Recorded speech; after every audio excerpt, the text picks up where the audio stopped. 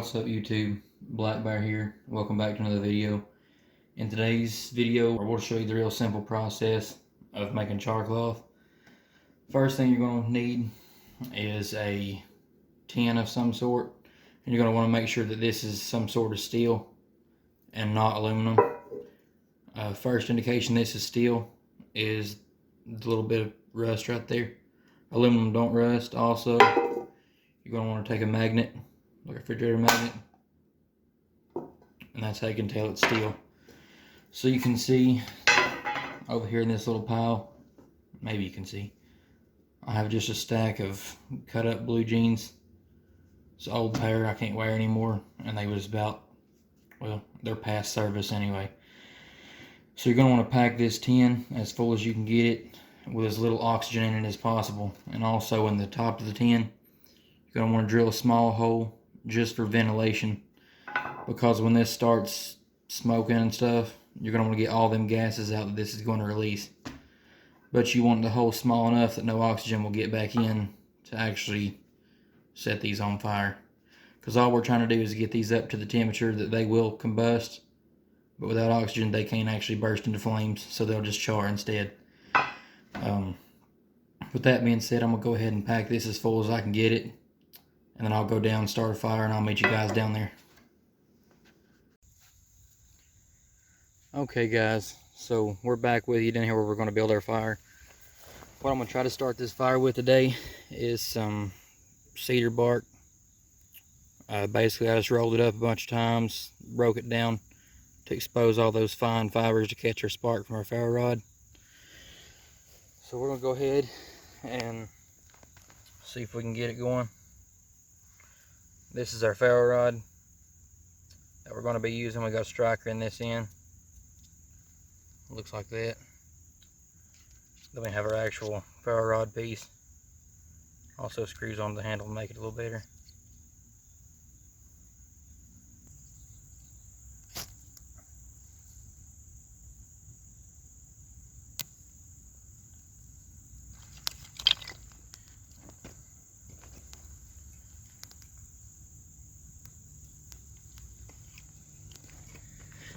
Now that we have a little bit of a flame going, we're going to just pile our stuff up here and get it going.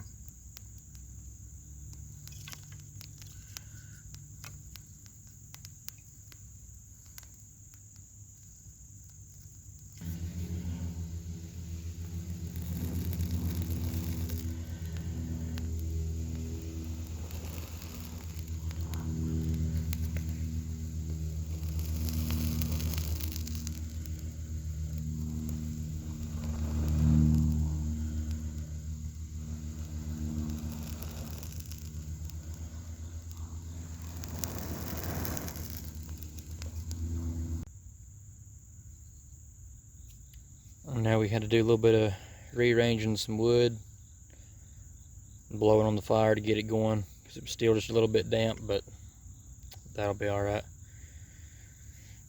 So I want to rearrange a little bit more of this before we can really get it blazing, and then we'll set our stuff on there. We'll take our tin here, just throw it right up on top of the fire, and that'll help getting that fabric inside going. Also guys, I know I said some type of steel on this container. Do not use galvanized steel. The process of it being galvanized can release poison gases once it's through in a fire, so be wary of that and don't use galvanized. Basically now it's a waiting game, and as far as the fabric, I said I use cut up blue jeans, which is denim. You can use any fabric, just make sure it's 100% cotton. You don't want none of that polyester garbage, because it'll just melt and make the awfulest mess in your tin you ever seen. So I'm gonna sit here and let this start blazing up, and then I'll be right back with you guys in just a minute. Okay, now I'm sure you guys can see that smoke coming out of the top of that tin. That's the gases I was talking about from the material we're using. Once it starts heating up, it starts releasing gases and smoke and all that stuff. So we just want to get all that out of there. And Also, let me turn the tripod here. There's our pretty cedar wood. I love that stuff. It's almost too pretty to burn, but that's not going to stop us today. Also, I'll show you guys something that I should have used in the beginning. It's called, well, this right here is some pallet wood that I'm going to burn. So when I was taking these pallets apart, they're made out of pine. And I run across this little gem. All that nasty looking stuff. It's called fat wood. Sorry about the wind and stuff. But anyway, it's called fat wood. And that's where deposits of pine resin will settle into pockets in the wood. You're talking about a good fire starter. If it'll catch in all this wind.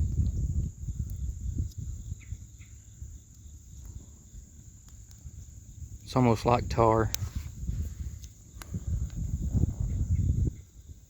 Well, anyway, it'll usually black smoke too. We'll just throw that on there and let it burn. So I'm gonna finish covering this up, and then as soon as this cools down to where I can handle it, I'll show you guys our char cloth.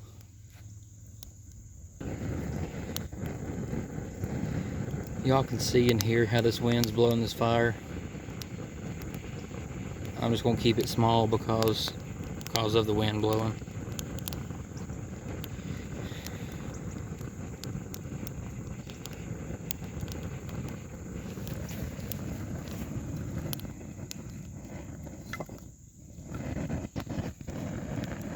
So we're still blowing smoke out pretty good from our tin.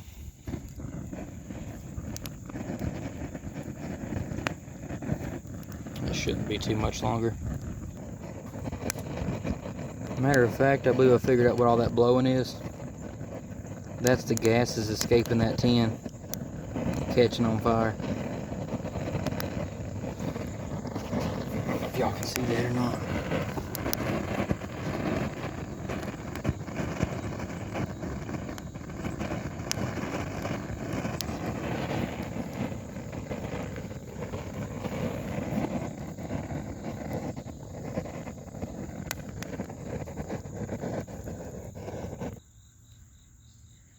Alright guys, so I can hold this tin now. So we're going to open it up, see our char cloth. That right there looks pretty good.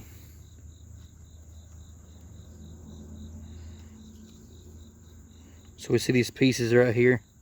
I didn't quite let it sit long enough, so I should have went a little bit longer. But when it's solid black like that, you can barely pull it, and it rips like paper. If it'll focus, that's how you know it's done. That char cloth, if I can get it to angle down,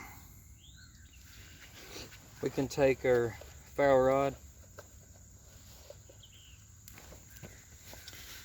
open it back up.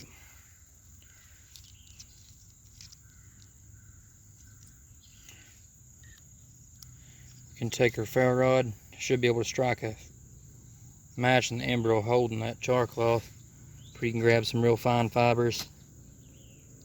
I suck with a ferro rod, but you know.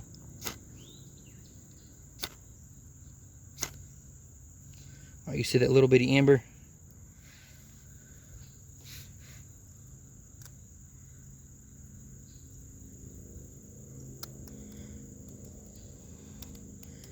If I blow on it, you can see it.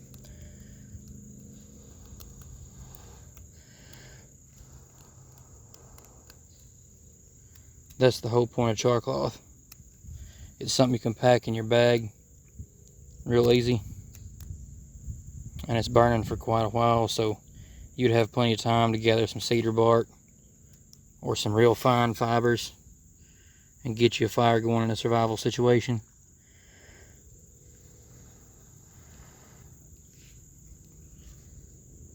But there it is. You can also make charcoal the exact same way with maybe a paint can or even a 55-gallon oil drum. The key is make your hole big enough for ventilation so those gases can escape. And